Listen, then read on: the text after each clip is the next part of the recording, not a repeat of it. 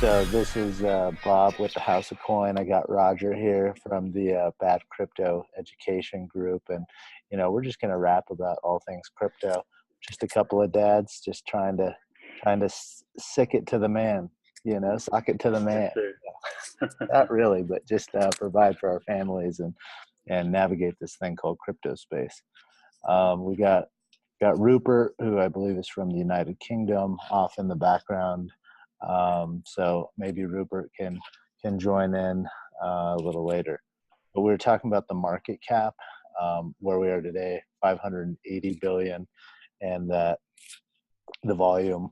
I saw volume as high as 60 billion when I was talking about the market crash to like in the 400 billions, which is absurd. And so I've been very cognizant of cap and volume and how that thing works. So, um, what have you been paying that close attention? Because I know you have a new baby. So are you all over it? What's going on over there? No, I mean, I definitely was watching on Tuesday with a little bit of surprise, but as far as the market cap, no, I mean, I keep an eye on it every now and then. I'll take a look. As we were kind of pushing towards it, a trillion there. I certainly have been watching, but yeah, to watch it dump off like $300 billion was, I don't know, unexpected to say the least. But Right. it's been interesting to watch it. I'm looking at I just sent the chart at CoinMarketCap. If you go to the top and actually click on market cap, you'll get a chart of it. We can see the highs and lows of how low it really did go. It looks like showing around 460. Where is it? Where is it? Right under that ad there, market cap, at the top. Link 577 billion, up higher. Oh, There you go. Every day is still a school day. Absolutely. If you're not learning something new, you're doing something wrong. Exactly. So I'd say like go to 1 month. Boom. Yeah, it looks like 428 billion is I'm showing the lowest on Wednesday the 17th. And then where were we back on the 7th? Let's see. Oh, 816. So like nearly half, right? Just boom. Just gone. And my question is like where, I mean, does it all rush out into fiat? Like, is it profit taking from more seasoned investor, trader, bot, hedge fund? Like who's getting all the money? That's a good question, man. Certainly wasn't me. Most people I knew. I would say a lot of it's just panic selling. And what do you got? It says it's backwards, but it says tired of waking up and not being on an island. One day, Bitcoin will pay for that island, right? Or crypto in general. Nulls. Knowles, yeah. I'm going Neo. That's right. Remember when we vetted their GitHub, or you did? I do, yeah. And we're like, there's nothing here. I started asking around. That's when we learned about, what was it called, Git Cafe? Yeah, well, but that was a good educational exercise because I mean, here in the Western Hemisphere, we're taught like GitHub, that's the source of the project. You should see activity. Not really understanding that Asian countries have their own ways of doing things. Here, it's not just Western centric; it's global centric. Absolutely. So when I first started looking into Neo, I really liked what I was seeing, and I actually hadn't jumped into the repository. So then when I finally did, I started looking through their commits.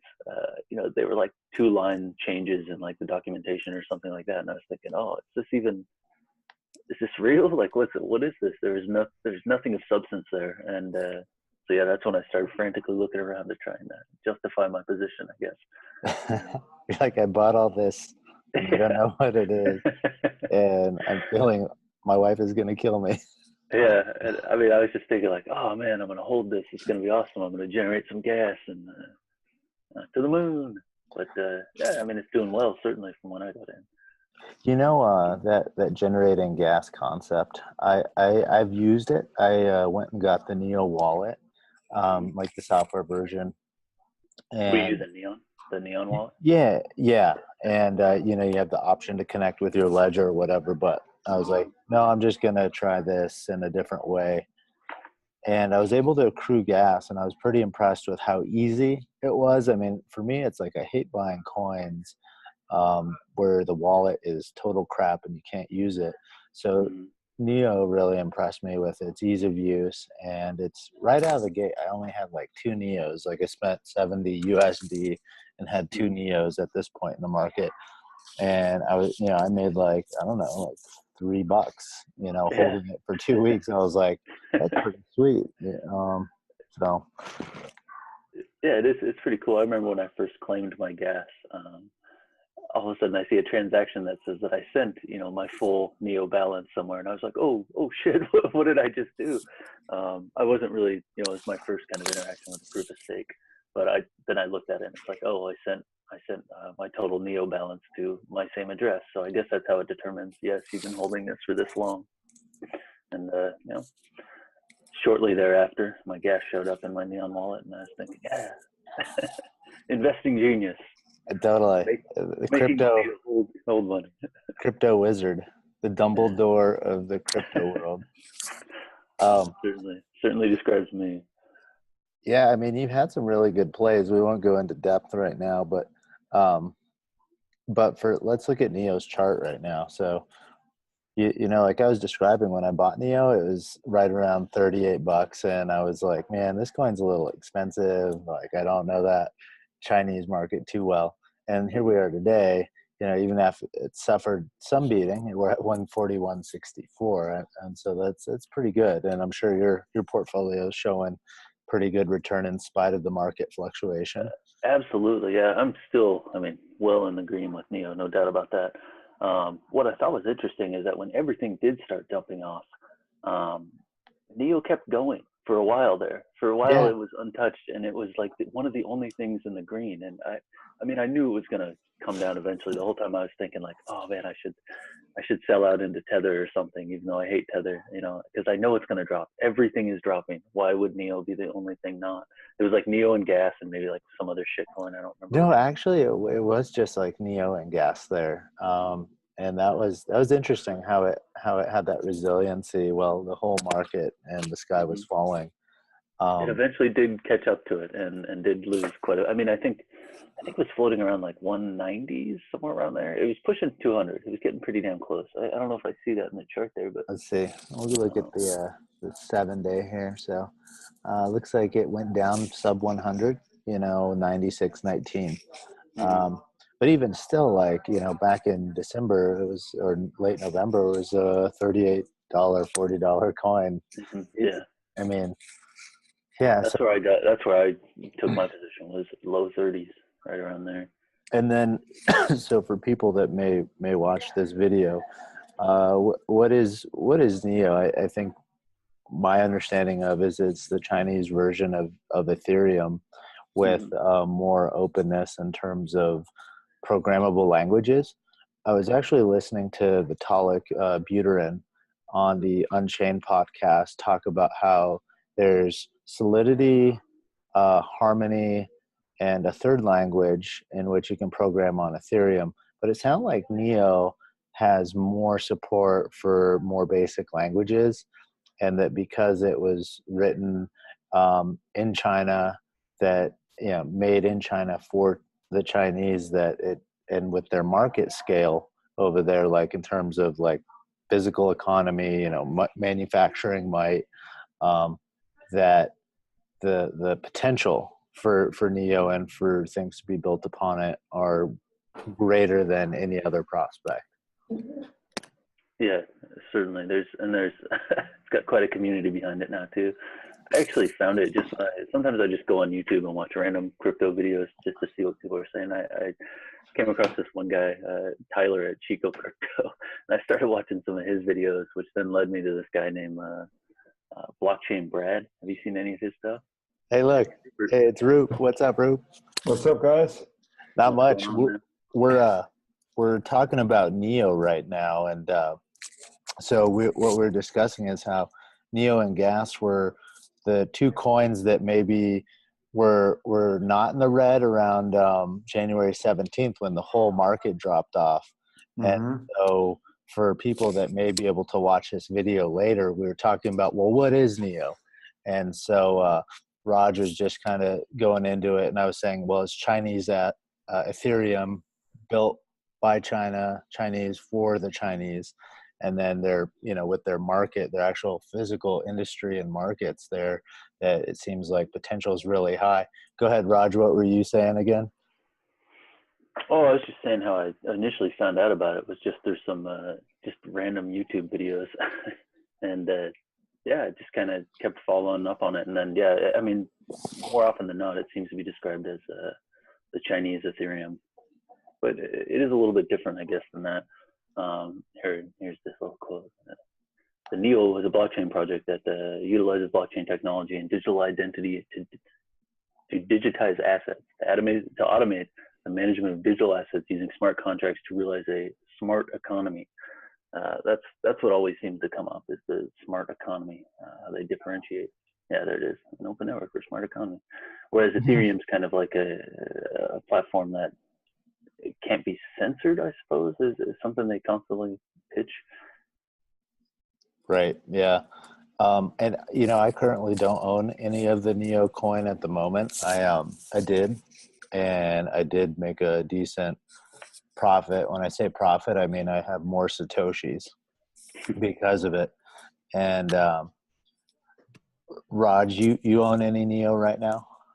I do, yeah. It's a Okay. pretty sizable portion of my whole portfolio right now. I'm bullish on Neo. I'm chilling it hard right here. Yeah. No, I'm bullish on it. Hey, Roop, do you own any Neo right now? I bought some and got in, got out, made a profit, and yeah. But I'm pretty excited about Neo. I think it's something that I want to get back into. Yeah, I had that whole saying that Satoshi's up, dollars down. It's my my little acronym that I made up. SUD. Wait, what was it again? SUD. SUDD. Sats up, dollars down. Yeah. Yeah. I like it. I absolutely like it. Yeah. Um, So yeah, I think it's a coin that I believe in. It's, when we talk about, like, what's going to be alive after the kind of the the big kind of I don't even know how you say it, like the reckoning, the day of reckoning. Yeah. Yeah, I always call it the market comes to Jesus moment. Yeah. For lack of better analogy, right? Yeah. Where we separate the Tron from the Neo. Tron. You know what makes me most disappointed about that project is they took my favorite childhood movie, Yeah, Tron, and then slapped it on their coin. I'm like, don't disrespect the Tron. Yeah, they ruined it. But hey, Roop, what else are you bullish on these days? Ven and Nulls. I'm totally down with those two coins. Right? Like who isn't down with Knowles? And just so anyone that watches this video has some background, like all three of us here, we're part of a Telegram group called Bad Education, and actually a fork of Bad Education called Bad Education Classic. And we have a pretty seasoned, we would call him a leader, but he's probably the most active and has the longest tenure in the crypto space. And he was at a conference in Dubai recently, and his handle is at buy sell crypto, and he goes by Ant. And he came back from Dubai talking about nulls. And so all of us here have been really indoctrinated into, gosh, this is another coin with like insane potential. And I think for me though, looking at Johnny Jobu, that's John Coin. We've done this before too, so I digress. But when I think about these Eastern Asian coins that are coming out of quote unquote like politically communist countries, I'm just a little bit hesitant, just because of we come from democratic region, and so even though they might be capitalist economically speaking, still the political socialism, I think, kind of makes me a little hesitant to really jump on board with some of these other projects. Hey, what's up, John? What's going on, Bobby? We got Raj and we got Roop in the house. So Sweet. What's up, fellas? Hey, man. What's going on? Hey. we're talking about nulls. Surprisingly, right? Hey, I gotta say, I think I'm the only one who didn't actually get into nulls. I really haven't even researched it all that much. Give me like the elevator pitch on it. I know that I look back and I think when Ant was talking about it, it was trading around like 5,000 Satoshi or something, which I don't know what the time was, like 50 cents, somewhere around there. And now I just pulled it up and yeah, it's sitting up there around considerably better. 45,000 Satoshi, 46,000 Satoshi, and trading around $5.30. Yeah. We were up to about $8 I think for a couple of days there. Oh, hope you guys took some profit. What is nulls? So I'll give it my elevator pitch right now. Is from what I understand, it's a modular blockchain system. So that. And it's for enterprise, so it's not really meant for the average guys trying to put like his homemade music recorded in GarageBand up for sale type deal. It's Okay. made for enterprise level transactions, whether it be on the logistics side, tracking inventory, could interface with like a enterprise resource platform like an SAP or a Great Plains by JD Edwards, that type of thing. Okay. And so depending on what your business model is, you can pick and choose these modules and apply them to a blockchain. And I believe it's a private ledger. So Nulls itself, I believe, is a public ledger, but you can have these on and off ramps for your own corporation to pick and choose and be able to apply those systems depending on your business model. So that's my elevator pitch. I see. Yeah, I just pulled it up in their opening statement. Nulls is nothing. Nulls is anything. Any reason why it's not on some of the main exchanges? Like with how much you guys talk about, I'd be all for it if it was on Bittrex. But I'm trying to keep my transactions relatively simple and stay with what Bittrex puts on. It's on Binance. Binance is like my go-to exchange, pretty much. Binance and KuCoin, I'm all about. I'm usually Bittrex and KuCoin. I have a Binance account, but I've not really traded much there. I didn't realize Nulls was on Binance. Yeah, and Ven. What do you guys think about Ven? VChange. That's I don't know much about. So I don't really know too much about it aside from it's more of the logistics and supply chain. So there's this concept of shrinkage, right? Where like your supply chain suddenly goes missing, like you have like a rogue worker that takes off with half your MP3 players, right? And so it's a design to kind of maybe more track inventory more in real time, and coupling that with perhaps some GPS coordinate, and that was my understanding of one aspect of it. They do.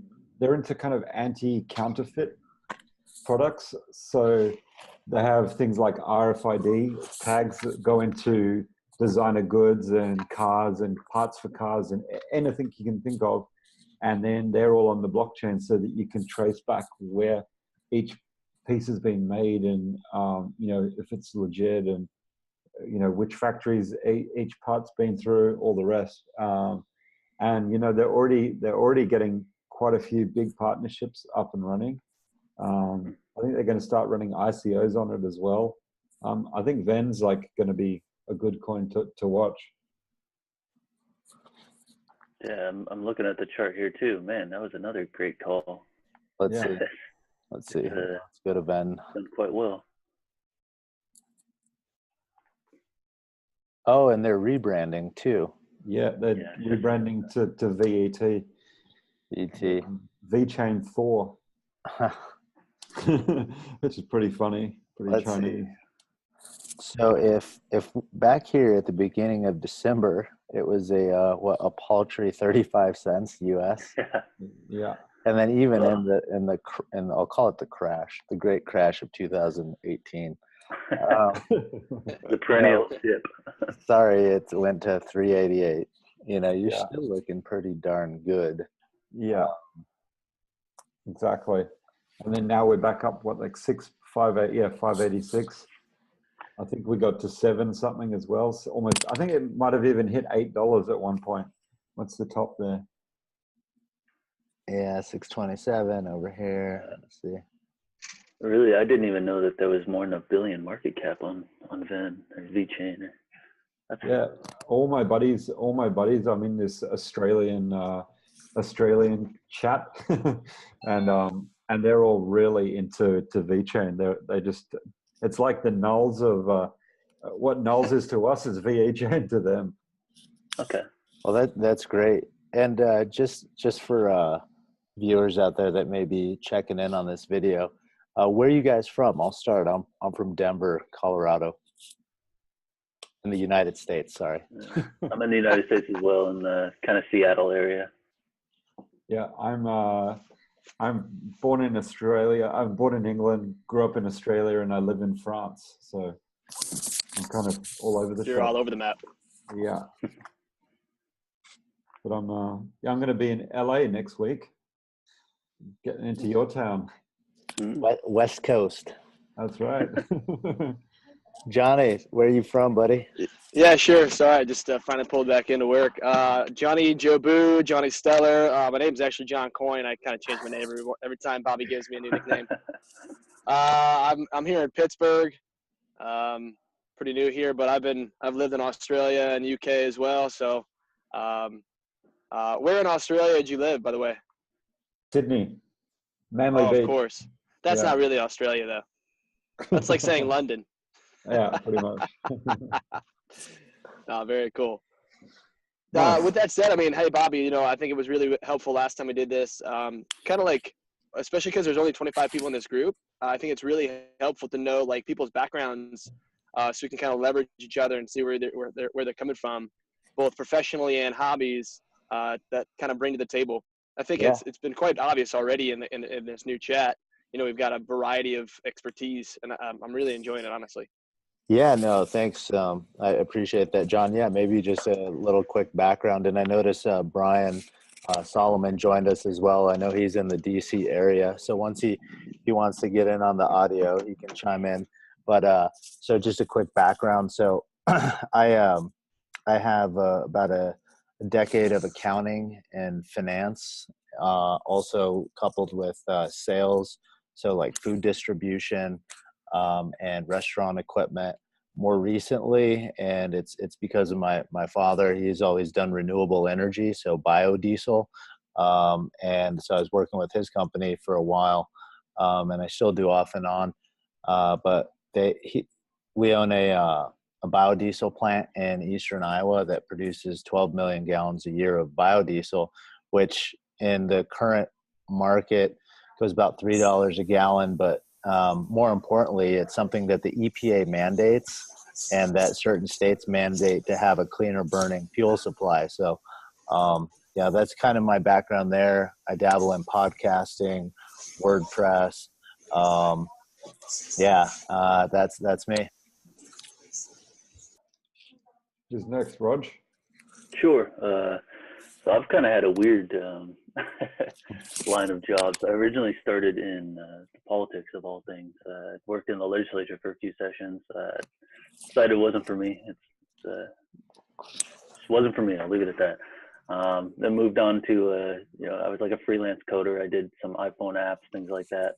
Kind of got burned out on writing code. So then I started getting into like system administrator type roles.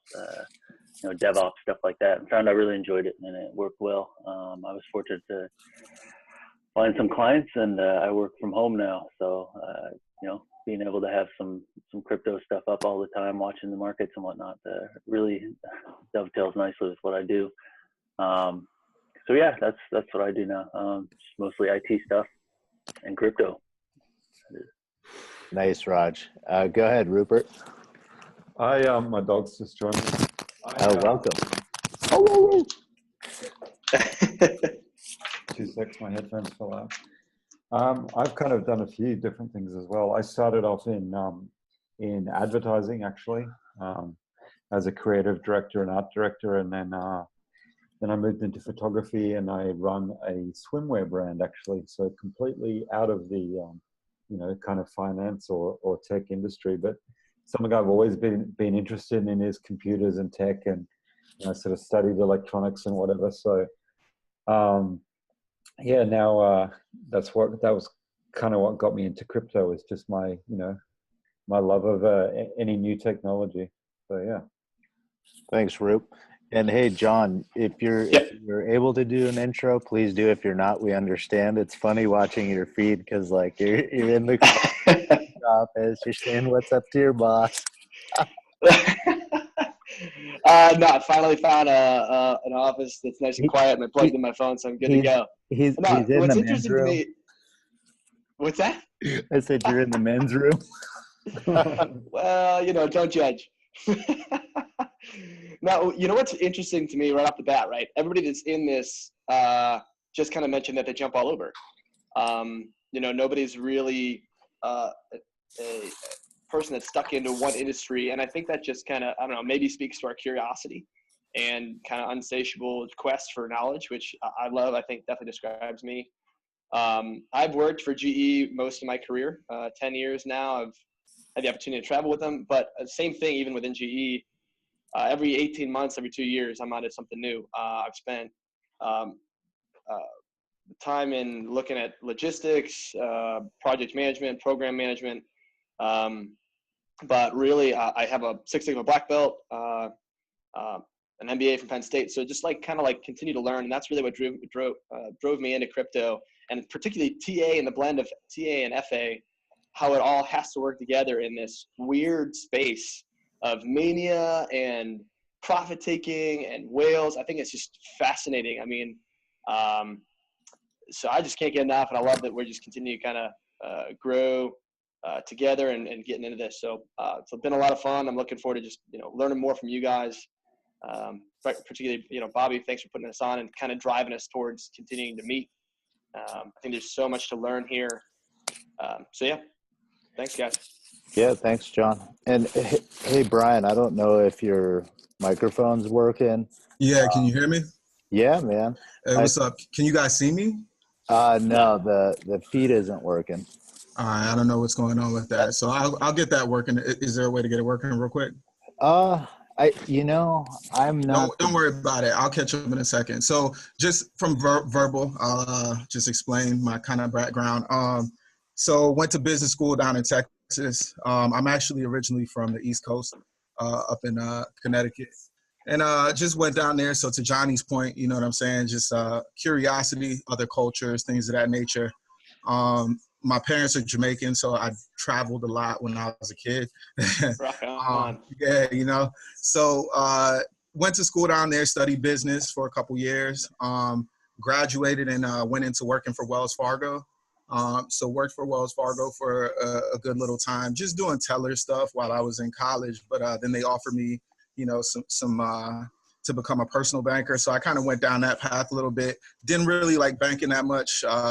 Felt like I was always selling stuff to people. So jumped out of that career, went into working for the military. So I've been working for the military for like the last 10 years, just negotiating and signing deals. So I don't know if you remember, Johnny, when you brought up you were from GE, I've had quite a few negotiations. Yeah, you did. I remember you called me DOD. Yeah, because I mean, your background looks just like mine. MBA, Six Sigma. I'm even taking martial arts right now. So, rock on, dude. Yeah, man. So basically, just stumbled across crypto. What is that bell? Does that mean I can't go on, or I don't know what the hell? It means someone's joining. Oh, okay, cool. I never know. Like in the room, I'm banned from shit that I don't even know why. So I always ask. I just don't want to offend anybody. But yeah, so came into cryptos kind of through Bad Crypto Podcast. I was in some other businesses. One of the cool things I've done is I launched this like when I was younger. I used to be cool with this kid. He goes by the name of Joyner Lucas. He's a rapper, and everyone's like, oh, I'm a rapper, whatever. But he's really good. So I started managing him, and then he got signed to Atlantic last year. So I took a lot of the proceeds from that and just dumped it all into crypto. And I'm kind of eyeing going back for finance because I really like trading. Like, I don't like being in the 9 to 5. I don't like being in the cube. Kind of like Roger. I kind of want to be home chilling, you know, just making money. Because I really feel like my job, even though it's a really great job, I'm blessed to have, it's getting in the way of making some good profits. So that's my story. Awesome. Yeah, no, that's a good background, who we are and why we're doing this. And I think we do need to talk about Bad Crypto Podcast as kind of the catalyst for the group. And, you know, back in 2012 is when I first started looking at Bitcoin, and I installed all this CPU mining software. I don't know if I ever turned it on because I can't get this damn tower on because I didn't go buy the switch hardware yet. So who knows? I could be sitting on a couple of BTC, right? Wouldn't that be interesting? But I digress. So this past February, like a year ago, I got a wallet. I got everything, but I never put any fiat in. And then, you know, you can just kind of see it in the news feeds, whatever it is, your Flipboard, your Dig, your Medium, whatever your news aggregator is. And I started seeing it more and more. I was like, this is getting ridiculous. I need to get fiat in. And but then I was listening to podcasts. I know, like, Roger is a podcast addict, and I'm the same way too. So, you know, just listening to more podcasts, and found Bad Crypto Podcast with Joel and Travis Wright, Joel Comm and Travis Wright, and that kind of helped me find their Facebook mastermind. And then they had set up a Telegram, and so I got in there, and it was fun. But me being a consummate student, I wanted to learn more. And then I think it was like Cryptoed and Buy Sell Crypto. They both heard me talk about, well, I want to learn more, and they said, well, let's set up a room that's specifically for education. And that's when the Bad Education room came about in the Telegram, which today, how many members does it have? Like a lot, like 1,200 or something. Yeah, 1,263, which is amazing because, you know, when it started, there was maybe 5 of us. Yeah. So, you know, and then it got a little too big, and so we've all kind of forked into this other room, Bad Education, and but without that room, and without kind of this technology connecting us all, we wouldn't be able to be on this Zoom web share right now to discuss things crypto. And you know, so I'm very grateful for, you know, Joel and Travis kind of connecting me with all of you guys that come with very different backgrounds and perspectives on crypto. And, you know, for me, the other thing too was ICOs.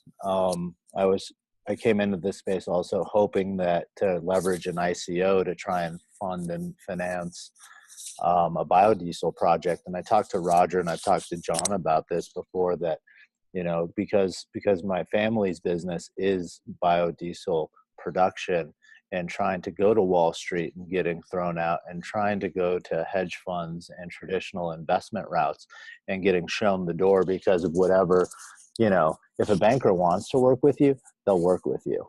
But if he doesn't want to work with you, then they're going to give you every excuse under the sun, like, oh, your financials don't look that great, your profit and loss is garbage, whatever, right? So I looked at crypto as a way to perhaps leverage that. But I'm looking at things like the DAO hack and Tezos and all these ICOs that have gone bad recently, and now the Howey test in the United States, the SEC, Securities and Exchange Commission, now treating ICOs like securities, and you need to have that level of due diligence. So that's an outside law firm and accountancies and all these other high costs. So you can't really bootstrap your way up into doing an ICO like in 2014, 2015, maybe even 2016. But I think those days are behind us now, unless you structure such where, you're looking outside of the United States. So Roop could probably buy into a project, but John, Roger, Ryan, sorry dudes, you're SOL. So that was one of the things that got me in. Depends. Does Roop look trustworthy? We got to give him the KYC. Anyways, Yeah. um, Hey, guys, I got to head off. I got to go to a dinner like literally in 5 minutes. But awesome. I just wanted to catch up the chat, and I was just gonna say, like, you know, the way I came into this, you know, I read all these books on finance and investing, like Warren Buffett's Way and all the rest when I was young, and it just seemed like too capitalistic and too far away from me to get into. And the social aspect of crypto and the technology and the way that we can talk together is like really cool, and especially having these like Zoom chats and stuff. Yeah, it makes it like it's such a nice way to kind of get into things like this. So yeah, thanks guys for you know, all your commitment to the chats, and yeah, I'll see you back in the Telegram. All right. Hey, good to have you. you, Thanks for joining us. Cool guys. All right, have a good one. See you next time. Okay, later. Brian, I love Hey, it. Bobby. Now we can see your feed, man, and we can see your little boy over there. Is that right? Yeah, man, causing ruckus, dude.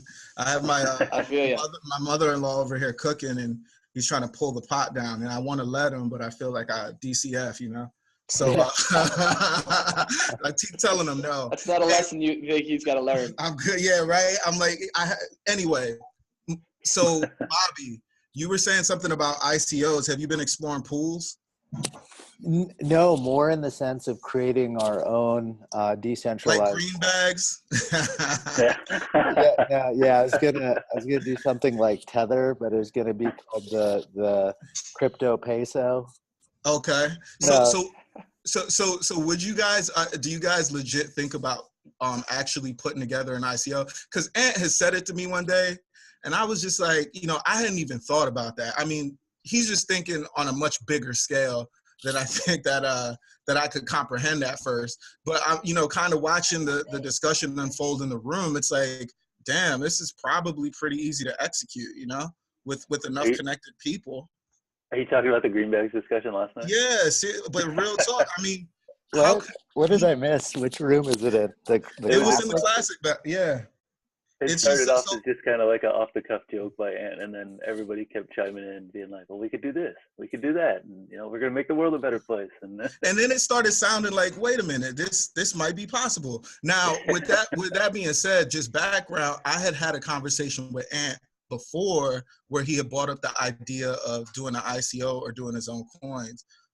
So, you know, I just find it really fascinating, you know, how fast people are making cash in this space off of absolutely nothing but a piece of paper. Yeah. Do you guys not have, I don't know, that's why I have a hard time even get behind the ICOs, just from the moral aspect of just shilling a shit coin just to take people's money, man. I mean, that's absolutely right. Straight pretty up messed up. It's pretty messed up. If you're No, gonna get into an ICO, you really got to do the research behind what the idea is, who the team is. You know, like green bag, totally legit. You know, if it means we can be having lobster dinner in Ocho Rios, Jamaica, then hey. Hey, if we go to I tell you what, if we make enough bread and we go to Jamaica, I promise you guys will have a blast. Promise. I do like reggae. As long as your mama's there to cook for us. Dude, grandmothers, aunts, everything. You guys are good. What did the symbols whisper?